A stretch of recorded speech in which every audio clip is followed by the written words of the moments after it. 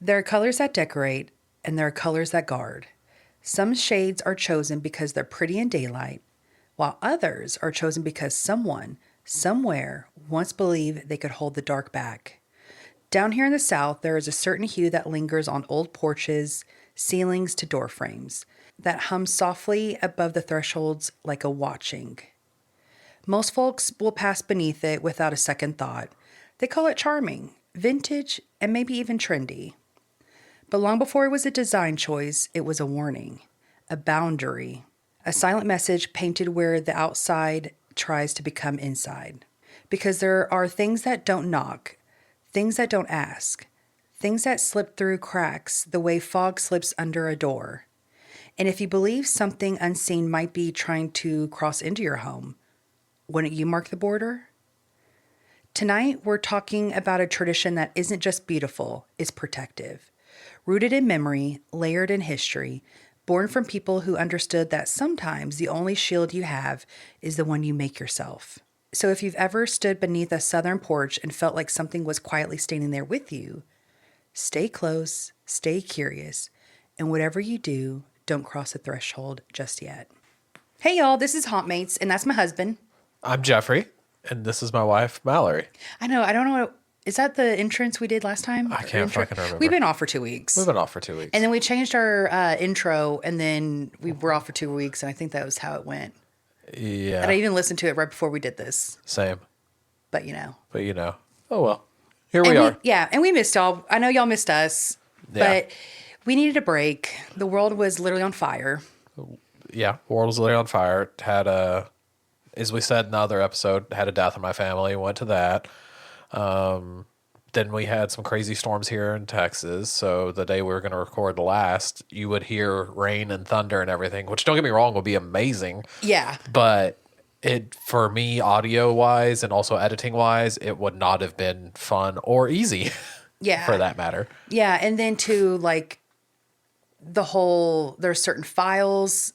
Yeah. That I'm not going to name because I don't want to be taken out. Yeah. Like a lot of people may have been. Yep. And that was hard. And it still is hard. Yeah.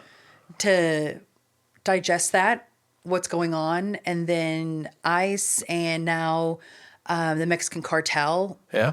And I literally just saw right before this, but like there's like attacks going on in like Iran now. And like Iran attacked.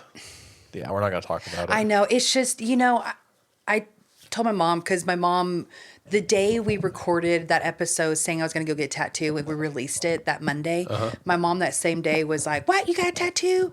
And then she was also questioning like, "Oh, why'd y'all take a break?" And I just told her, I was like, "I'm overstimulated. Like, There's just too much going on. It's just the world's on fire. My heart can't handle it, you know? And I know I'm just a normal person, but like I'm also the same person that as a kid, I would always purposely go and buy the old, ugly stuffed animals because I always felt bad for them. Yeah. So to see this going on, it's just, I've been crying. Yeah. It's too much. It's too much for someone to see, you know? And also too, like, I'm a elder emo millennial. You would say, I grew up on the internet. So I grew up on the internet where we would see, cartel beheading people, like videos on, and then I remember seeing that on Facebook, and that actually like fucked me up for a couple months. Yeah. Like I was not okay mentally for a hot minute. I mean, not like it's just I needed a break. Yeah. Same. The world's going to shit, and sometimes you just need a break and just to chill and decompress. Don't look at the internet because a lot of our research obviously is online. Yeah. We're not going to libraries. It's not early 2000s right now. We do have a library now though here. Oh, do we really? Yeah. Oh my gosh, I got our little country town coming up. I know, right? But yeah, and I had a whole Valentine's Day episode, and we probably should have released it to show love and caring and all that. But it's just, I couldn't, I don't know. I just mentally was in a weird spot. And then I found out my grandmother is going to hospice. So we were going to go out of town this weekend to visit Jeff's family, but we're staying in because I don't know when I just don't know when it's going to happen, because hospice is end of life. Yeah, hospice is end of life. Yeah. Do you want to see something really funny that my cousin literally just sent me as we're recording this? What? You know how my family gave you the old pictures of me? Yes, that was so fun to see you back in the day. She literally just sent that to me. Is that you? That is me. And that is her. Who am I married to? Oh my gosh. That is so funny. So that's what you look like without a beard. That's probably me at like, I don't know. No facial hair. Let me see how old that is. I thought you were just born with like a beard. Yeah, same. It's a part of you. Yeah, so when we were over in like the Midland, Odessa area, it was cool because I got to see like what Jeff looked like without a beard. And I was like, who am I married to? Because I've only ever seen you with a beard. I know, right? And there's not even that many photos with me even on Facebook without a beard. I think there may be one. Yeah, well, and it's funny too because like even the high school photos you were showing me, you had facial hair, like you had a little goatee kind of going on. I had like a goatee and then like the chops going. But I mean, I'll be honest with you, I think I've had facial hair since it's so long now that I can't remember. I wonder if that pause that if you can hear the cat, he is going to town in his litter box right now. He's like, oh, you cleaned it out for me. Yeah. Oh, a cleaner litter box. Perfect time to go. Fucking dig to China. Time to fuck it up. Time to fuck it up. Been there. We're back. So we're back better than ever. Even Kiwi's here with us. Yeah. God, he is going to town. Must have been a stanky shit. As he runs away. He's like, sorry, kids. He's like, sorry about your legs, about the stink. Oh my gosh. So today we're getting back into our norm. We're going to be talking about spooky stuff because this is a podcast where we escape the craziness that's going on in the world. Yeah. This is our little safe haven of the world. It's like we're not going to talk about real world stuff. We're going to talk about other dimension, other portals, other, the hauntings, other dimensions and stuff. So I'm glad we're back. Me too. And also, too, I'm just going to try to stay on the spooky side of life because it's just a little more pleasant. Yeah, it really is. Let's get into it. I don't know how to segue that into. Yeah, me either. We're trying to keep it light and. Yeah, we're trying to keep it light. And, yeah, the world's on fire. World's on fire. But not here at Haunt Mates. Not here. Not here at Haunt Mates. The world may be on fire, but it has not crossed our threshold.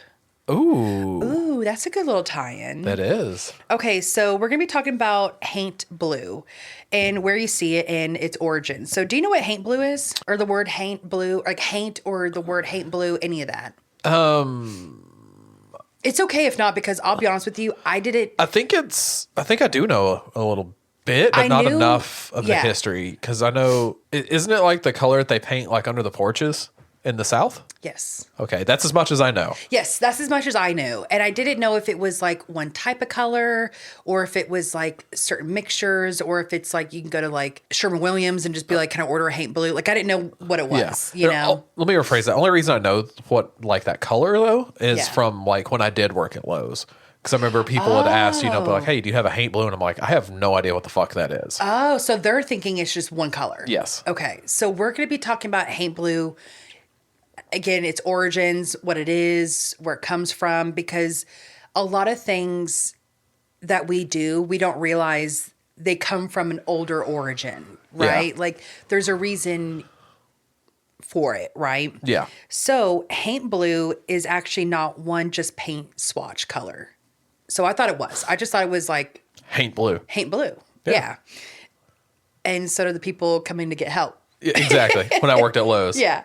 So Haint Blue is not one just paint swatch. It's actually a family of blue, green shades traditionally used on porch ceilings, but also sometimes you can use it on the doors, window frames, shutters, and even the trim. And if you've ever heard someone say paint the porch ceiling blue to keep bugs away. That is a modern explanation that gets repeated a lot. But even mainstream home design sources often note that there's no solid scientific proof that the color itself repels insects. That bug story, it just tends to be like a realm of like folk belief, right? That Gotcha. later got reinterpreted. Okay. But I even saw like when I was going, because sometimes like when we do research, like we'll go to like the internet, TikTok, Instagram, Facebook. We kind of go everywhere. Yeah. And I saw this one girl was talking. They were talking about Haint Blue, and the video was like, oh yes, and it helps repel mosquitoes and bugs.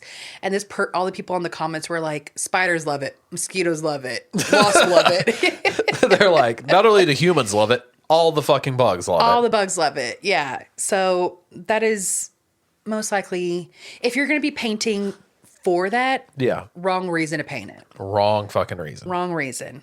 So the older explanation is one that matters for our haunting. So Haint Blue is meant to keep haints out of your home. Do you know what a word haint is? I was literally about to say, what is a haint? So the word haint is a southern dialect from the word haunt, used historically in African American cultures, especially connected to the coastal Low Countries folklore. And not all haints are ghosts. Huh. I know. That's why I was like, what? They could be more? I was like, shit, this can get kind of dark and spooky. So some are and can be restless spirits, malevolent forces, wandering the dead, or things that just shouldn't come inside to your home that you don't want there. Gotcha. In traditional folklore, haints don't knock. They don't ask permissions. They slip in through openings. So truly like fog coming through. Gotcha. You can't stop it. This is why protective forces are focused on like the doors, the window, the porches, and the thresholds, right? Because they can just come in. So in folklore across cultures, thresholds are spiritually dangerous places. They're crossings. And crossings are where rules get thin. So what do you do if you believe in something almighty is trying to come into your home? You mark the border, right? Yeah. So that's why they paint. You paint the thresholds. So already we have a key point, right? Like this isn't just a random Pinterest trend, on TikTok or whatever. This is a culture practice that just got popularized. Okay. So to understand Haint Blue, we need to trace its origins. Most historians and culture interpreters trace Haint Blue to the traditions of the Gullah Geechee people. These are the descendants of African enslaved and coastal plantations, especially rice and indigo. Keyword indigo. Remember that for later. Oh, okay. So what is now South Carolina, Georgia, Florida, and North Carolina. The Gullah Geechee culture is one of the most well-preserved African cultures in America, which I thought that was cool. Yeah. So with their language, traditions, foodway, and spiritual practices that clearly retain West and Central African roots. So the Gullah Geechee Culture Heritage Corridor, say that 3 times fast. Yeah, no shit. Recognized by the National Park Service, exists specifically to protect the interpret of the living culture shaped by the captive Africans and their descendants in that region. And here's where the important part is, rooted in African culture. So culture educators, including the National Park Service community specialists quoted in Garden and Sun, state that the research supports that people of African descent brought traditions surrounding the protective blue with them to the U.S., and that was believed to be defend the home from the troubled spirits. So they brought it over with them. Okay. That's not just like someone on the internet said it. That's an interpretation coming from a heritage professional working within the corridors of the cultural framework. So this is historical. This is history. Yeah. This isn't just, a pretty color that we've been using for a little bit. This is historically accurate. This is historically accurate tradition. So when we say Haint Blue is rooted in Africulture, what we're saying is that the practice is strongly tied to a specific African diasporic community, the Gullah Geechee. And that community culture from the multiple West and Central African ethnic origins and survived against the odds into the present. And the protective meaning of the color is part of the inherited spiritual worldview. And so now let's talk about the mechanics of it, right? Like why it works. Okay. Why this specific color, right? Yeah. Why that color? Why this color? Why the blue greenish, right? Yeah. Because like anytime I hear like blue green, I just always think of that like Twilight kind of film color. Yeah. You know, like that blue green. It's like a cyan blue is the actual color. Oh, is it? And then is that the same color? And it almost seems like the same color for the ring. The ring is more of green, but the Twilight one's more blue. Only reason I know this is because like me getting so much into video lately, like I pay attention to that shit differently nowadays. It's funny because like just you being into photography and videography, I've started to realize like, oh, they're using an anamorphic lens in this shot because of you. So I think that's kind of cool how I know that because of you. Yeah. You're welcome. Thanks. So in Gullah Geechee tradition, the belief shows up in a few repeating explanations. So there are 3 traditional explanations that repeat themselves in historical accounts, right? So 1, blue mimics the sky. Okay. So that means that spirits will look up, they see blue, they think they're outside, and they'll pass through. So it kind of confuses them. Gotcha. So like that way they'll just keep flying off. Okay. That's kind of cool and different. Yeah, kind of think of it like a bug trapped in glass, and it's following the top of the glass until it can find it out. Yeah. Because they're going to always fly up and out, usually. Yeah. And I'm just going to think that. That makes sense. Yeah, it makes sense, right? Makes perfect sense. Okay, so 2, blue mimics water. And bugs don't like water. Exactly. And spirits. So blue mimics water. In many regional folk traditions, harmful spirits can't cross water. So blue creates that symbolic barrier. The porch becomes like a river. It becomes like a moat. That's insane. And I've never thought of it that way. Yeah, it's like spooky medieval kind of almost. Medieval spooky times. Medieval spooky times. Fuck. Okay, we're going to open that up. Just give us we'll start a GoFundMe. Just start giving us money so we can start doing this. Yeah. Medieval spooky times. Medieval spooky times. You know how hard that would go? Oh my God. And like, it's all dark lit and there's like, you can see, maybe we can have like the Haunted Mansion type style. Ooh. Like as you're entering in, there's like spirits and stuff on the sides and you see them through like the mirror. This is a good idea. Oh my God. This is such a good idea. So, yeah, so that's another little thing we need to do. I'm just joking. I'm going to edit that out so no one steals our idea. No. Keep it in because that's a really good idea. Okay. So blue marks the threshold. Oh, so number 3, blue marks the threshold. So doors, windows, porches, places where outside becomes inside. So in folk magic, thresholds are where you reinforce protections because thresholds are where things get in. So if you don't want something to get in, right, you mark the threshold so they can't get in. Yeah. It's like locking your door. It's like a vampire has to ask to come in. Exactly. You mark your threshold so that way they can't get in and you protect yourself. So this isn't just a random superstition, right? As we know, it's a system. And because the porch isn't just architecture, it's a borderland. And if you're building a defense against the spirits, you would want to paint the centers of like your living room first, right? And then you paint the edges, and then the places that are open, you paint the places that invite.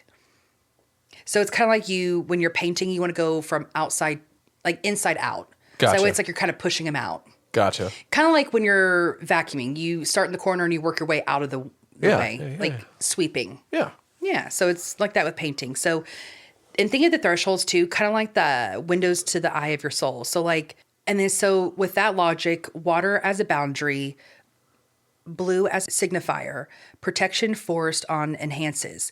It fits into a much like broader patterns across the African diaspora, where spirits practices often treat crossroads, doorways, windows, and shorelines / like water lines, and a spiritual meaning in between spaces. So that wider context is like a big, varied across cultures. So we keep our strongest claim anchored to the documented Gullah Geechee lineage. So it's like a spiritual security system. Gotcha. Built with paint instead of locks. That's really cool and interesting. It really is. And it kind of reminds me of like the like the salt border protection. Yeah. Like they say, like to put a thin layer of salt on the outside of your home sometimes, like the door frame or inside or outside. And people that want to do harm to you can't cross it. Yeah. Did you ever watch The Skeleton Key? Can't that remember. movie? It was remember. who's Goldie Hawn's daughter? Oh my gosh, she was in How to Lose a Guy in 10 Days. Kate. Hudson? Yes, Kate Hudson. Yes. So Kate Hudson, she was the actress in that movie, and it's so good and swampy and like old historic. But there's a part in it where they have like a salt right there and like they can't pass. And then you realize in that moment, like, oh, you want to do harm to me. You can't cross it. That's crazy. Could you imagine like inviting people over to your home that you know, like your friends or family you think that are good, and then like they can't come inside? Yeah. Should we try this out? I mean, I know we don't have anybody in our circle. Like, Yeah. we're so in our 30s. We weeded those people out in our 20s. Yeah, exactly. Be gone. Be gone, witch.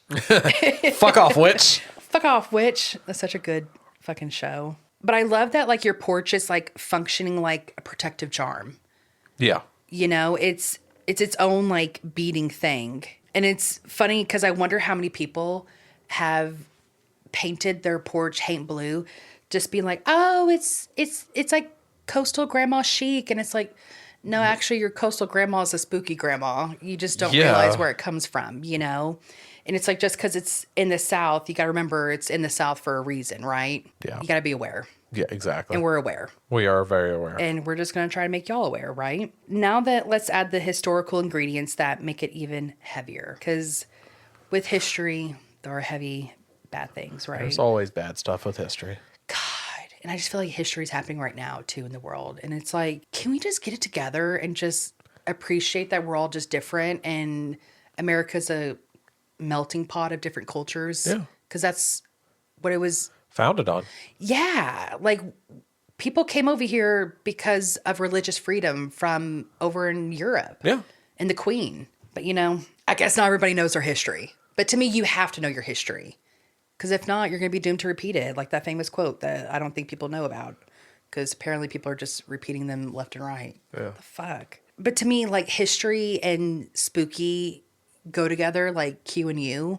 Like all spooky stuff to me is related in history. Yeah. There's always a historical aspect of it. There is. Because that person, that spirit was here way before you. Exactly. And how old is that spirit? Kind of like spooky and history go together like Q and U to me. So some sources describe Haint Blue pigment as historically connected to crushed indigo or indigo-based mixes. And indigo was a major crop in the South, tied directly to plantation economics and enslaved labor. So the color isn't only symbolic, it is rooted, literally bound in the labor and survival of the enslaved people who maintained culture practices under these brutal conditions. So this is why Haint Blue carries so much meaning today for the descendants and culture interpreters, because it's not simply just pretty. These were protective strategies used by the enslaved people who had very little control over their physical safety, but they still claimed control over their spiritual environment. And that detail matters, right? Because suddenly this isn't just folklore, it's resistance. So historically, many Haint Blue paints were made with indigo dye. That's pretty cool. You know, like my selvage jeans? Mm-hmm. They're dyed with indigo.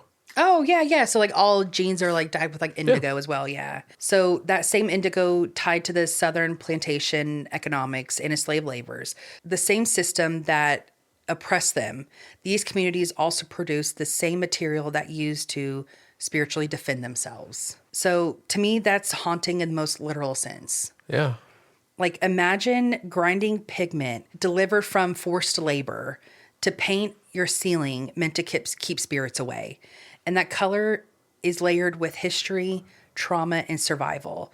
Haint Blue isn't just symbolic, it's historical. For modern times, why is this still modern, right? Why are we still seeing it everywhere? And why does it still read spooky? And why does Haint Blue still survive after all these years? Why is that? It comes out of like two specific things, right? First, obviously, it's beautiful. It is a very pretty color. It's like almost like a Tiffany blue with that blue green. It's a very, very light color. Gotcha. And I don't think I've ever explained that it was a light color. Okay. It's not like a dark, heavy color. It's, again, it mimics sky. Yeah. So one is beautiful again. It makes daylight feel longer. It makes the porch feel like an open sky. And even modern design outlets will even talk about how it's soothing and its expansive effect, how it makes everything feel bigger, right? Because light, bright, bigger feel, right? Yeah. Like darker feels more closed in. So, and it too, it also carries a protective lore. So even if someone says they painted it because my grandma did it, that literally is just how folks practices stay alive through habit, through family, through repetition. So in other words, Haint Blue is one of those traditions that can survive even when the explanation fades. So people keep the charm, even if they forgot the spell. And I've always wanted to actually paint our porch Haint Blue. Yeah. I don't think our HO would let us. No. You know what? We could do the back one because they don't see up underneath there. Oh, you're right. That'd be cool. But at the same time, I feel like our house is like too brand new. It's too modern. It's too modern looking. Like I want a wraparound porch type style with Haint Blue all over it. Yeah. You know what I mean? Like an older home. Yeah, You know no, what I I got mean? you. Like built in the 1800s. I think that would be such a pretty look. Yeah. It really is. This one was really, really cool to me. This is actually how they discovered Haint Blue. Okay. How did they discover it? At the Owens Thomas House slave quarters in Savannah, Georgia, the preservationist discovered evidence of a layer of blue paint under a ceiling beam. So the historical interpretation ties that the paint to the Haint Blue tradition, used specifically to ward off spirits. So this is not myth. This is not rumor. This is actual preserved architectural detail. So think about that for a second, right? Yeah. Someone, a real person that we will never know their name, stood in that room, mixed pigment, and painted protection over their porch. Did it work? We'll never know. All we can know is that because it can't be scientifically figured out, right? Measured. Yeah. But what we can say is that they believed it. And this belief was so powerful that it's still today happening. I actually want to see the actual origin of Haint Blue, like the date, because in my research, I was wanting to do that and I never did because I was like, how old is this? So it looks like it could be traced back as far as like the early 1700s. And then too, remember in history that when you think about history in time, we only know 2% of history, of human history, since humans have been a human, since we were Homo sapiens. I think they say only 2% of our history is actually recorded. That blows my fucking mind. Isn't that fucking crazy? Dude, it is. Like to think we only know 2% of human history. We only know 2% of the human history. So just imagine how old this probably really could be. It could be fucking old. Yeah, it could be old. Like it could be since the beginning of time. We just don't know because the world started in Africa. Yeah. Like the beginning of time started there. Yeah. So how old, like we don't know how old these practices are. And to me, as long as we've had humans, we've had spirits. Yeah. Because everything's energy. Same. And I saw there was a trend or whatever going on. And it was like, not to be like that woo-woo girl that everything's energy. And then it starts showing all these people throughout history. Nikola Tesla. And it was the girl that discovered, I can't remember her name, and I hate that I forget her name. But she discovered radiation. And then it was also Albert Einstein. And they were all quoting about how everything is energy. So are you woo-woo? Or are you just scientifically connected in a different way? I would say scientific connected in a different way. Yeah. I don't know. Do we just make our own thing up? Maybe we did. We shall say goodbye because the porch light is dimming. The air is still. And whatever lingers at the threshold is listening. Tonight we trace the edges, the painted borders, the quiet protections, the colors that don't just add decorating to a home, but defend it. Because long before the locks, alarms, there were older safeguards. Softer ones, painted ones, whispered ones. And maybe you've seen them. Maybe you've stood beneath them. Maybe something saw you there too. Remember, thresholds are never just doorways. They're crossings. And crossings are where the veil gets thin, where stories slip through, where the unseen waits to be noticed. So if you've ever felt a chill in a place that should have been warm, If you've ever heard footsteps where no one else has stood, if you've ever sensed something watching you from the beyond the frame, we want to hear your tale. So send your true, your strange, and your unexplainable to howdy@hauntmates.com, and your story will be summoned in a future installment of Listener Tales, where your voice joins the chorus of the haunted. And if this episode lingered with you like a spirit in the rafters, share it, like it, and rate it. Until next time, stay spooky.